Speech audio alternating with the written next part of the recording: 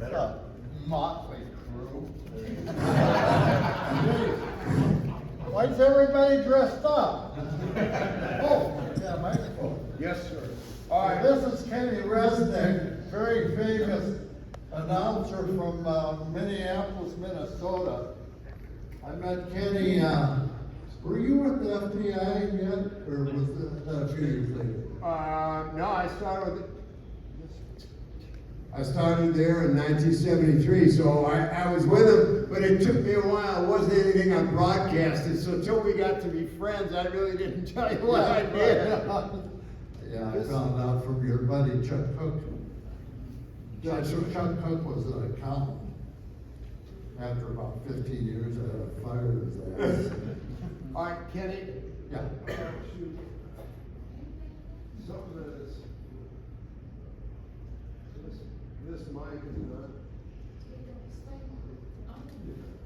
What the hell's wrong? Well, it comes on, but it cuts out, you know, every few. It's already cutting out again, and I don't know what happened. Can you hear you? Anyways, Kenny, I told him you're gonna just talk a little bit about that. About going to jail?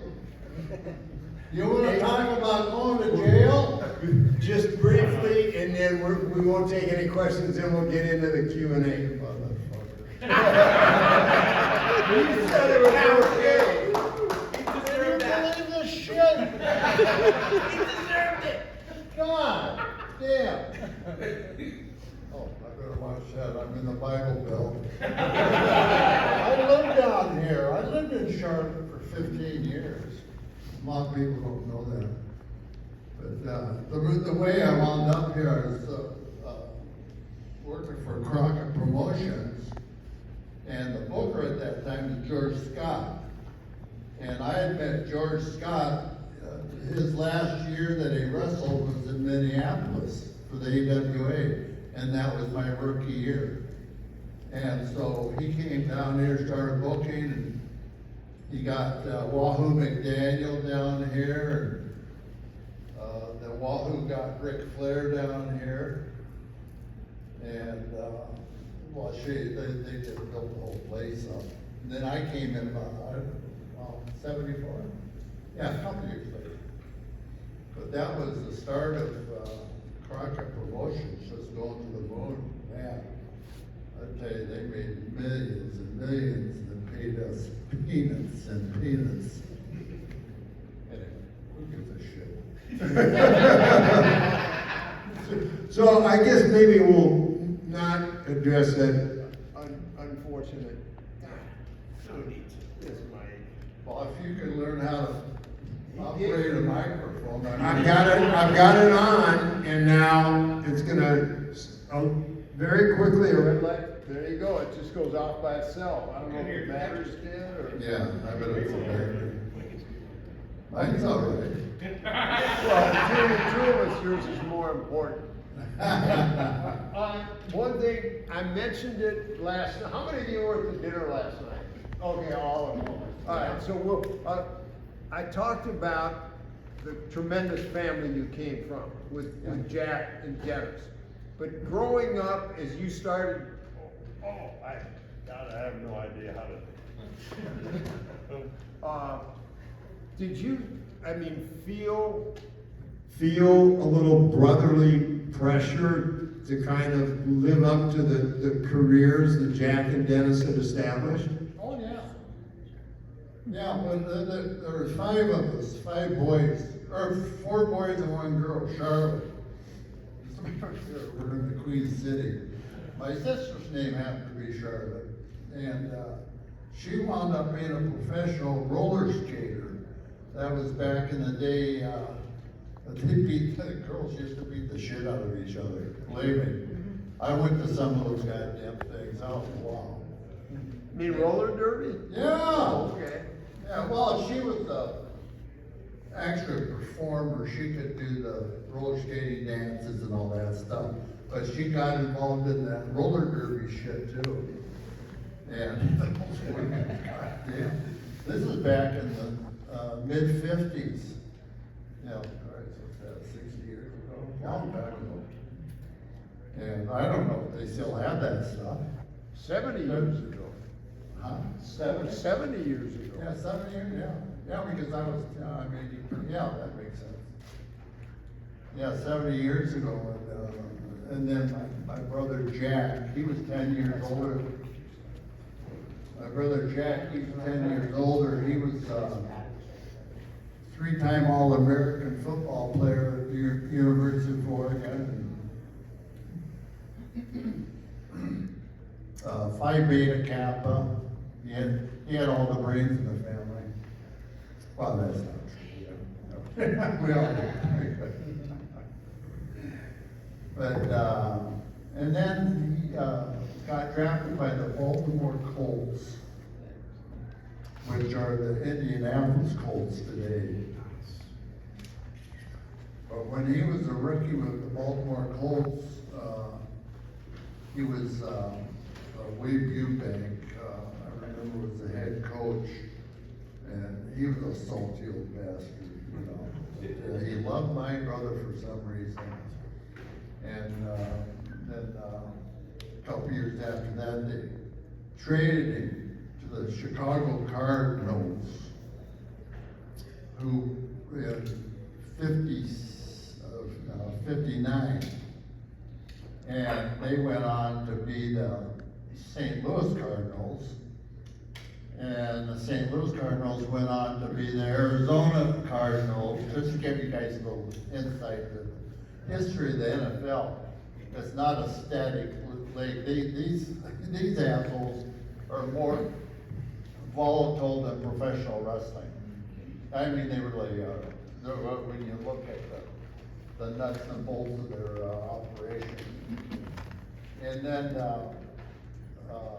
in 1962, I'm not going to give you the whole breakdown, but my brother started, Harlan Savari was the head coach of the Los Angeles Rams, and they had an awesome lineup of defensive players. They had Merlin Olsen, Rosie Greer, Merlin Olsen, Rosie Greer, Deacon Jones, and Lamar Lundy. Well, that defense, that four-man defense went on to set up every NFL record in the history of defensive lines. Then, my brother, he got disenchanted with the LA Rams. He wound up with the New York Giants. And I can't remember the head coach. Anyway, that's irrelevant. We gotta turn this back to you. I was gonna say, I'm just sitting here blowing ass.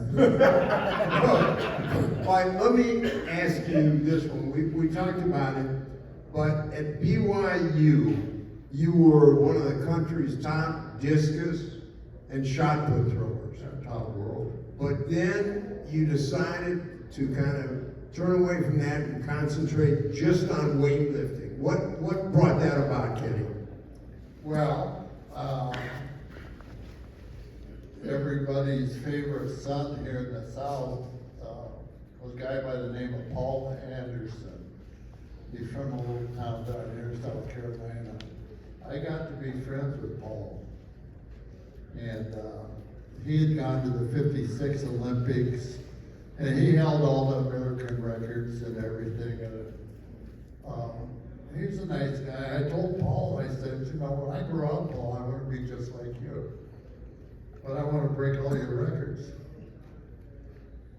And he kind of stepped back. Well, records are meant to be broken.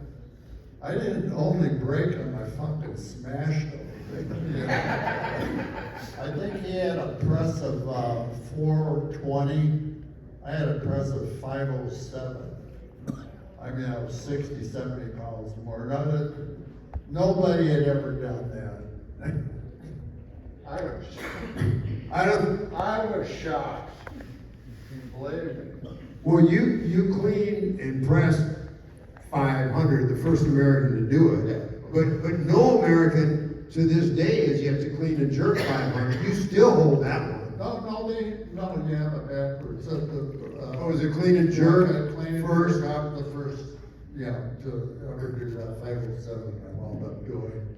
I think the old record was 480 by a couple guys in that area. And then it was at the seniors, you clean and press 5, and nobody has ever done that. You still have that record. Yeah, I'm the first and only. Well, the reason it'll never be broke is they don't do the goddamn lift anymore.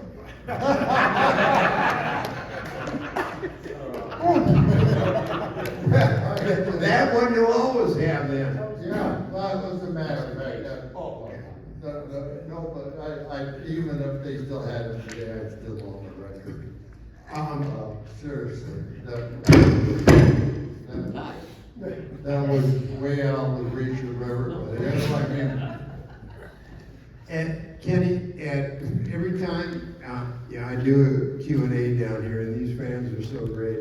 I literally try and come up with something that I don't think you may have ever been asked, or at least publicly. So, for those of you that don't remember, Kenny was one of the favorites in the 1972 Munich Games. Yeah. And disappointingly, you were close but didn't medal. My question is, those were the games, if you remember, the terrorist attacks on the Israelis. The games were stopped, started, stopped again. And I've got to think, when you're talking about lifting that kind of weight, you have a set preparation, and you know exactly how to get yourself ready leading up to the competition, which was delayed time and again. Do you think those delays may have had some effect because your training was thrown off right before the lifts? Oh, yeah. Especially when I got over the day that the terrorists came over the back wall and killed all those Jews. A couple of them were good friends of mine. And a couple, well, one was from Ohio Heights, there in Ohio, outside of Cleveland. But anyway, when that happened, initially, the Olympic Committee went nuts. Said, no more games, the Olympic Games are finished, we're done. You know, tell the rest of the events that are scheduled, they're canceled. What the fuck these assholes doing? So anyway, during the night, they came to their senses. Somebody must have hit them with a hand or something. But anyway, the next day they come back, oh, well, we're gonna have the games, they'll continue. Well, screw it. Well, that night I went out and I discovered Jägermeister. Yeah, it wasn't a very good friend either. Man, boy, I had the worst hangover in my life. And anyway, and then I was with 4 or 5 other team members and some track and field guys. And we went down there to the Hofbrauhaus there, the famous brewski where Hitler used to do his rallies. So we go in there and they said, well, we can't get you any tables, you'll have to stand. I said, oh, screw this. So I said, is there any place else? There's a place 1 block down that's just like this, better food. You were in, right? Oh, yeah, we went down there and we had to talk about Schlagerknockers. But that's where I discovered Jägermeister, very good friend. And everybody drink Jägermeister here? Oh, yeah. To me, it's like tree bark.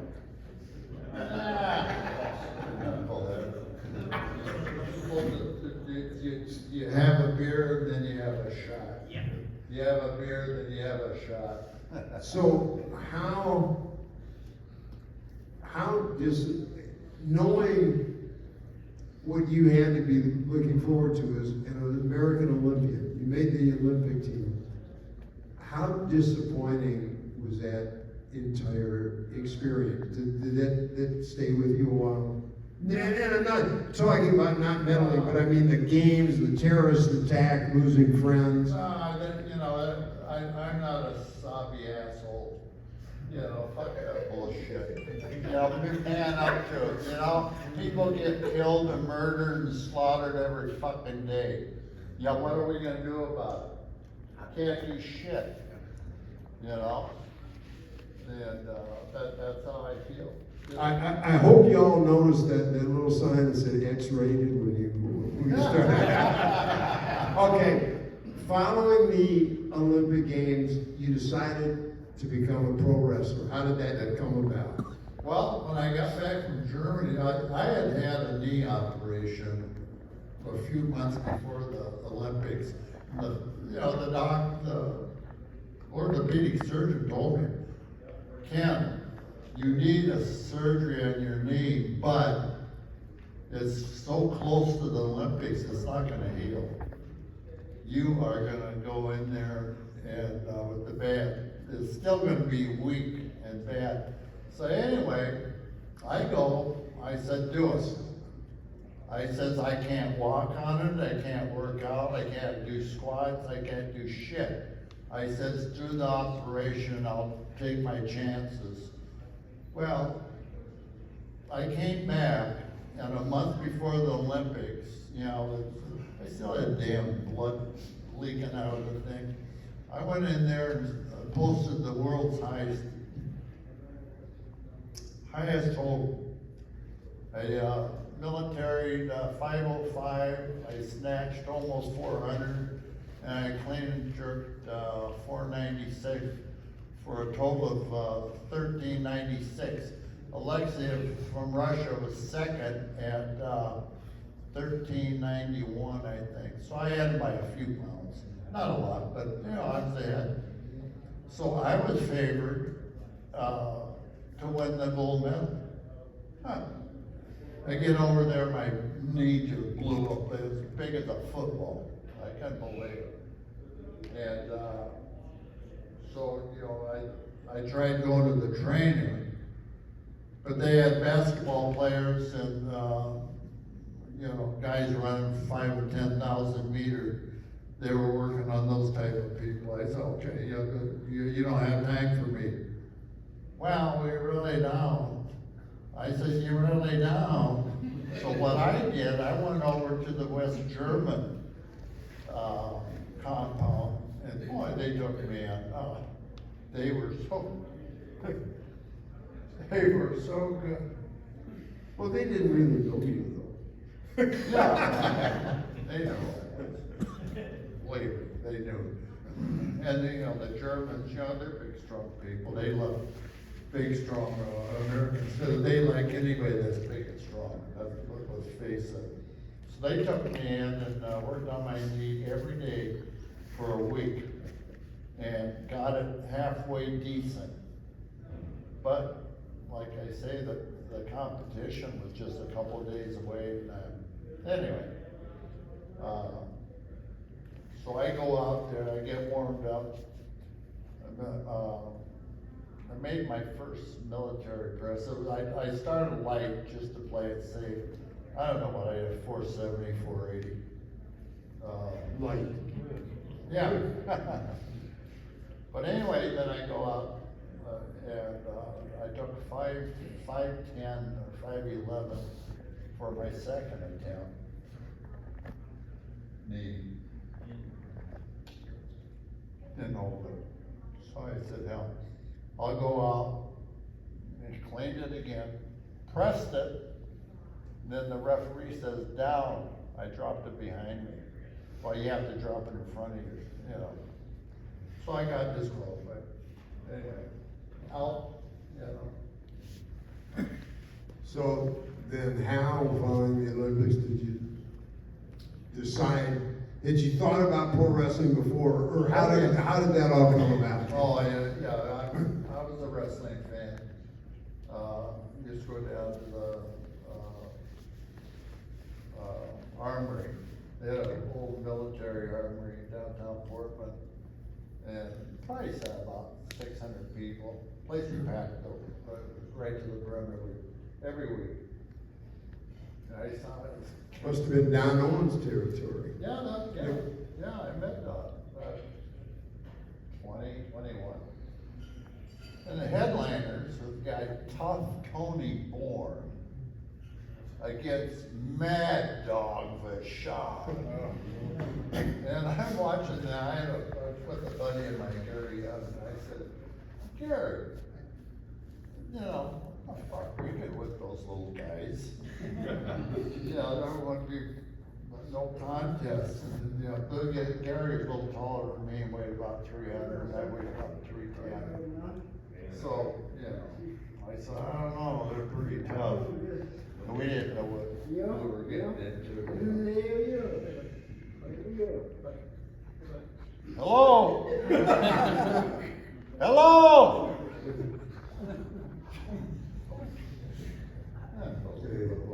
Some people's children. Okay, back to the wrestling. We'll take them off back. Yeah, so get back to he left. Get back to the wrestling. He's lucky. I'm trying to sick you on him.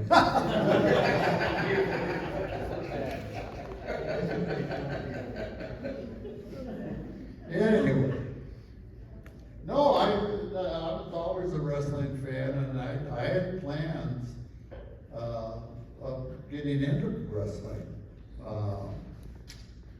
I was, like I said, I was telling myself and telling some friends of mine, after the Olympic Games, I'm gonna go try that pro wrestling. And then my brother Jack, the football coach, he asked me what I wanted to do after the Olympics. I said, I'm gonna try professional wrestling. He said, really? I said, yeah. He said, I know a promoter here in Minneapolis named Vern Gagne. You ever hear of him? I said, no.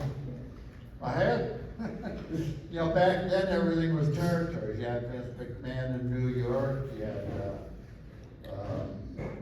Von Erichs in Texas. yeah, the Rams in Florida, you had Crockett's here. And, so they was all fractured, you know. Sure. And, it's not like it is today, it's better. It was much better back then. People don't realize it. But, you could actually go into a territory, buy a house, and stay for a couple of years. That's what I did, you know, down here. And, but anyway. So, okay, Jack told you about Vern, but how did you connect with him? Yeah, so, well, he called Vern and said, Vern, I have a younger brother, Kenny. He just got out of the Olympic Games and he'd like to get into wrestling. And he was asking me to find out what he'd have to do. He said, well, have him come down to the office at the Dyckman Hotel, so. 605. Yeah. Yeah, so I went down to the old Dyckman Hotel there downtown Minneapolis and walked in. I walked in the lobby there and you had the Crusher, Butcher Vachon, Mad Dog Vachon, Eduardo Carpentier, who else was there? God, I can't remember. There was a couple other guys.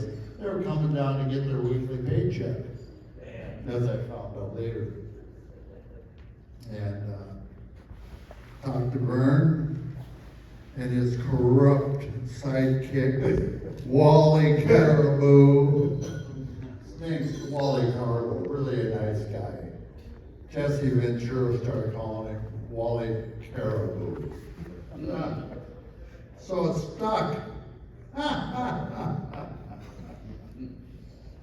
But anyway, yeah, I told him, he said, well, where do you live? I said, Portland, Oregon.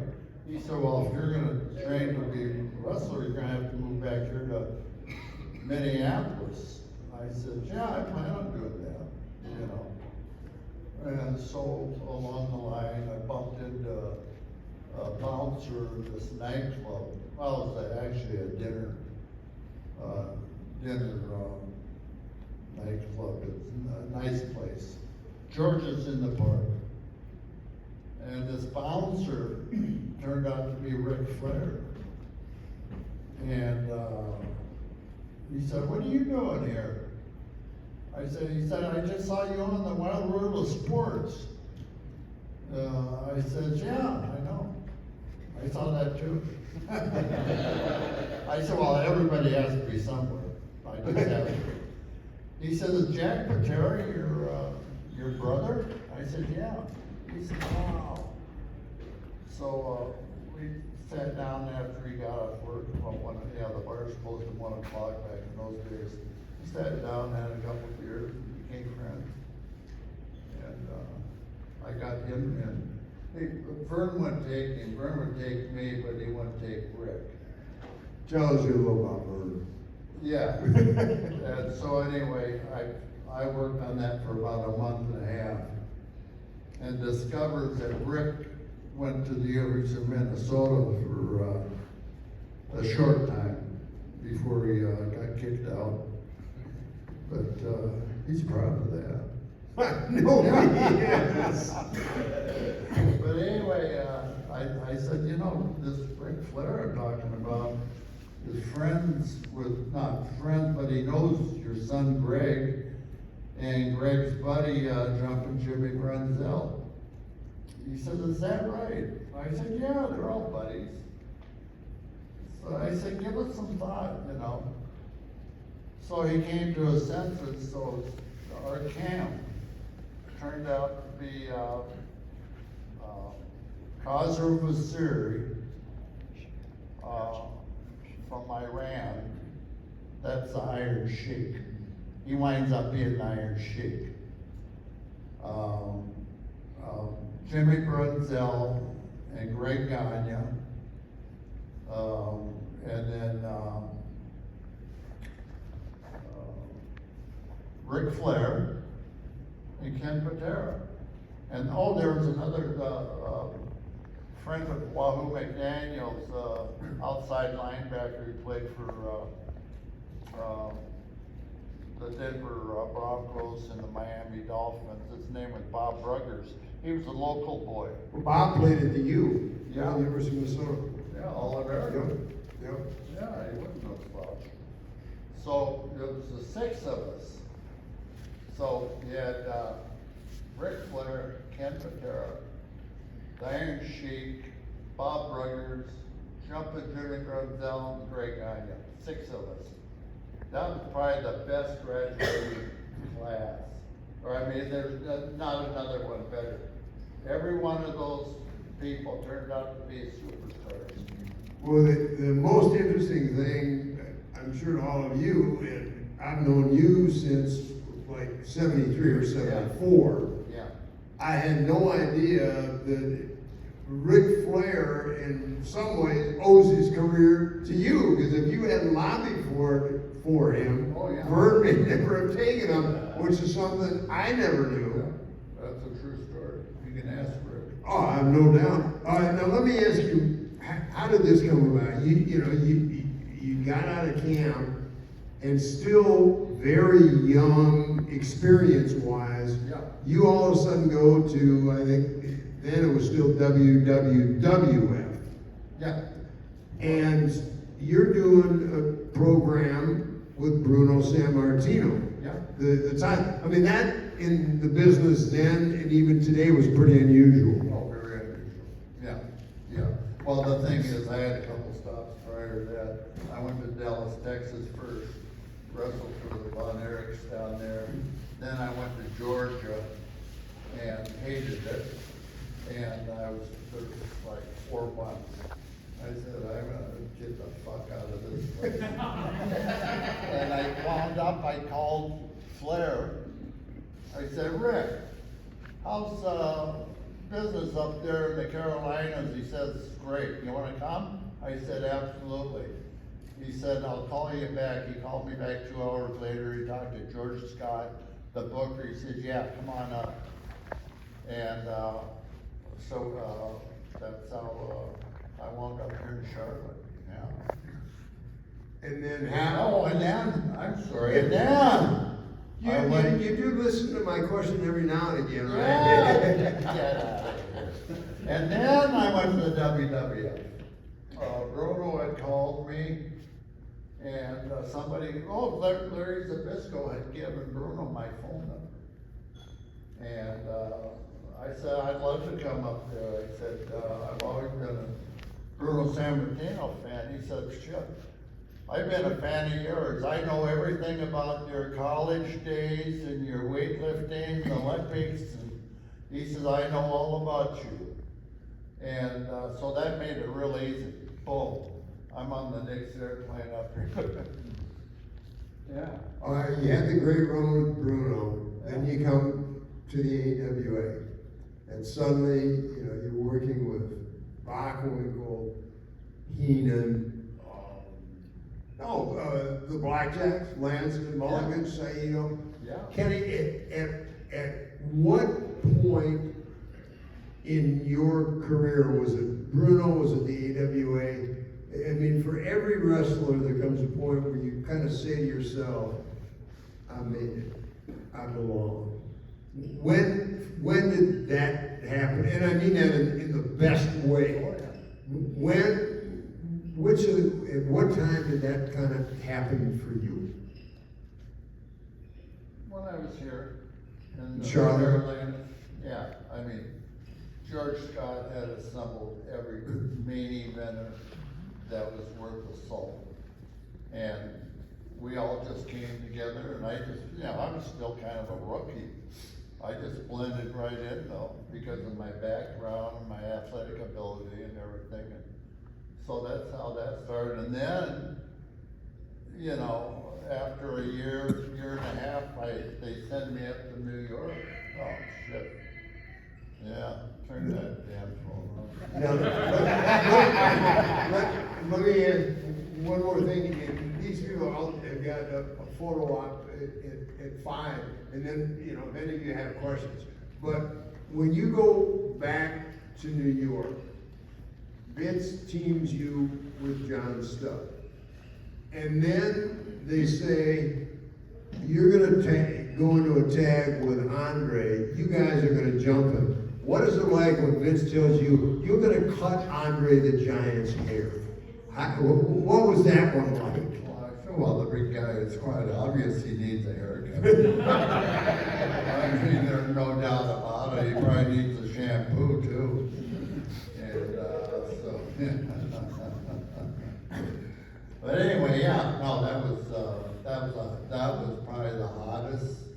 That was the hottest thing that I had done prior and even after. I mean, that we literally sold out every building in the country that we could get into. And then, I'm not even gonna let you mention it, I'll mention it myself, then those fucking cops in Waukesha, Wisconsin decided to try to beat up Saito and Saito and I had different ideas on that bullshit. And so at 12:30 in the morning, they come knocking on my door.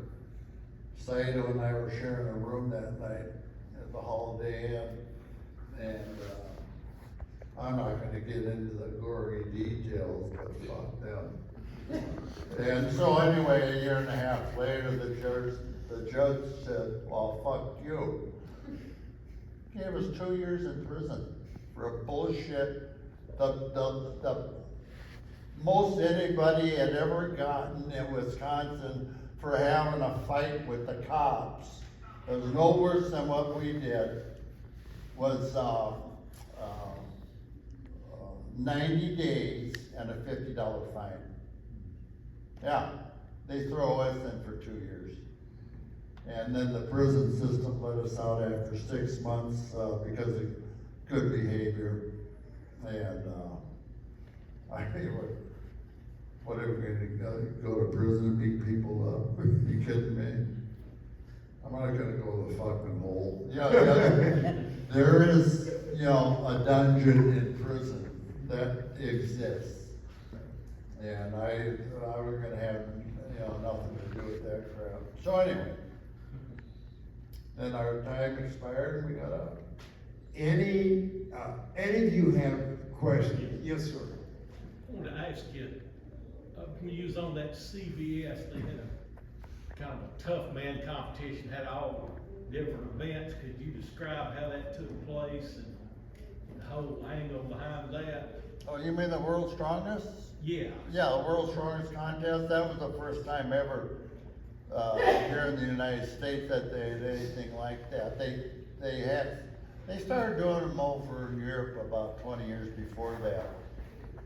And, like the Slavic nations and, those areas, it became a big, big deal, big TV productions.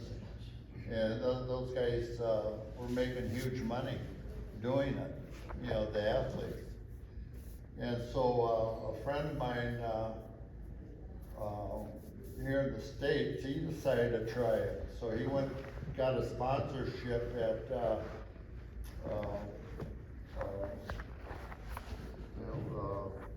Trans-America Corporation. That's a pyramid-looking building in San Francisco. You know, that's their building. Anyway, he got a sponsorship deal, got a TV contract, and called 10 of us, guys that he knew that were legit. And the first guy he calls is Ken Patera. I said, shit, I haven't lifted heavy weights in 4 years. I said, I'm driving up and down the highways, drinking beer and beating people up. I said, what the hell? I said, I don't want anything to do with strongman shit. I said, I got out of weightlifting amateur because the amateur sport doesn't pay nothing. So anyway, he talked me into it. He gave me the whole breakdown of what he was planning on doing, how he was gonna achieve this thing. He was gonna have 10 competitors, 10 events over a 2-day period. So we go out, so it took us a year to put that stupid thing together because of the TV and Trans-America Corporation. And to get the financing, the liability insurance and all that bullshit. So anyway, we wind up at Universal Studios in North Hollywood, California. And it's a big hoop-de-doo. Nobody had ever seen anything like this in their life. None of us had seen it. You know, shit, we're the athletes doing this stuff. So they were all gonna be, bending bars one day, and you're gonna be doing a wrist roll with 100-pound plates on the end of it. You're gonna be pulling a tram, and you're gonna be running with a 400-pound wheelbarrow, and you'll be running with a 450-pound refrigerator. I said, slow down, what the fuck is all this bullshit? I said, none of us had ever trained for this, the cartoon crap. And he said, no, it's gonna be exciting. So I said, okay, I'll give it a shot. So I listened to him, you know, and then his name was Harold. He had won hammer throw in the 56 Olympics. He won the gold medal. That 56 years in Australia, Melbourne, Australia. So I said, Harold, I said, is your wife gonna work with you on this? He said, oh yeah, absolutely, that's okay. And they had just written a book called The Rings of Destiny, because she was from, I think it was Poland. So she competed in the Olympics in 56 too. As, you know, she was a discus thrower and hurdler, and Harold was a hammer thrower. Anyway, they met over there in Australia and fell in love, but I think they did the nasty, stuff. Fell in love, all that bullshit, Yeah, I can attest that same thing happened to you, so, you're, They talk it's about. not as bad as he's trying to make it out to be. All right, now, when they obviously sold you on this, the financial package and everything else, you hadn't really trained lifting in a long time. I mean, 4 years. that must have been a little on the difficult scale to suddenly start doing that again. Oh, yeah. Well, the other 9 guys have been training forever. Lou Ferrigno, big body, but 6'5", 280 pounds. The incredible Yeah. Hulk on TV. Yeah, right. Well, he got that through Bill Bixby. Bill Bixby came to Universal Studios, interviewed me, Lou Ferrigno, and a couple other guys for that Incredible Hulk. He says, I just developed a screenplay, it's all ready to go, I just need a person to be the Incredible Hulk. Well, here comes Lou Ferrigno, 6'5", 280 pounds, shredded. Well, I said, after he talked to me, I said, why don't you just go get Lou? Make it real easy on yourself. I said, I'm wrestling professionally. I said, you can't pay me enough. 25,000 per Episode? no, per season. Oh, geez. Yeah, they want me. I said, That's one tour with Bruno. yeah, exactly. I said, I make that much money in a couple months. I said, no. I said, you bump it up to 75,000, I'll give it some thought. And Lou's an amateur bodybuilder, pounding iron out there, Muscle Beach out there, Venice Beach, California. So he went down and talked to Lou, and Lou said, well, yeah, I'm not doing anything. And he was right there, so he was right where they were gonna produce the damn twin thing anyway. So Luke jumped on that, and I think he got compensated, on a daily basis too. And so after that first season, he told me that he wanted 50,000. Because they're doing 22 or 23 shows. So they agreed to that, and then after the third season, they had some, disputes and stuff. Then here comes the fourth season, Lou wanted 100,000, and they thought, we can go down to Gold's Gym at Venice Beach and get 10 guys that look like you. Lou says, well, what are you telling me? They said, well, we're telling you that we don't need you. So Lou walks out of there, and that's why, for fans of The Incredible Hulk, the first 3 years was Lou Ferrigno. After that, they had a mixed mash of guys, they couldn't straighten their hair, or curl their hair, or anything. I think, no, shit, it's terrible. Meanwhile, back to wrestling. Any other wrestling related? Yes, sir. Jim. Yeah, I was wanting to know, do you think, Tony Atlas could match you, on strength wise? Can he match me? Yeah. No. At that time, nobody in the world could, so why do you think Tony Atlas from Roanoke, Virginia is gonna get the job done? Are you kidding me? That's not a serious question. I've got one for you. Tony, I was Tony's hero. Tony and I worked out together. I helped break him into wrestling. He was a good kid, but no, he was a bodybuilder. His arms were as big as his legs. he can bench press more than he can squat. So that, yeah, no. Tony's a nice kid though. I've got one. And despite some of the stuff, throughout your career, you've been a heel and a baby face. Which one did you enjoy more? I love being a bad guy. Because naturally I am a fucking asshole. And I don't take shit. You wanna give me some shit? I just asked the I'll question. slap you. I know that. I was gonna say, I asked the question, but I think most of you knew as I was asking it, it was pretty much redundant. No, I wasn't gonna be no baby face. No. I know you guys have got the photo up. Anybody else got a question they're dying to? Yes, sir. What did you prefer? What came more naturally, weightlifting or wrestling? What was actually more fun for you? And what came more Wrestling. naturally? Wrestling. Yeah. I got to drink beer after the matches, got to fuck any girl I wanted.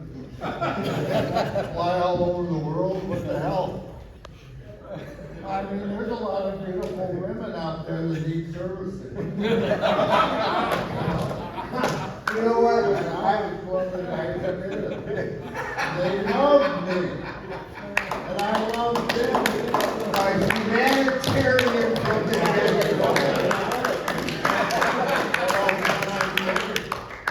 I think on that note, we'll let you get to your T-Mart photo op, but give it up for the most brutally honest Q&A ever.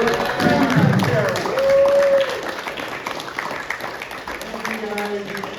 So, I think, Barbara, how you doing?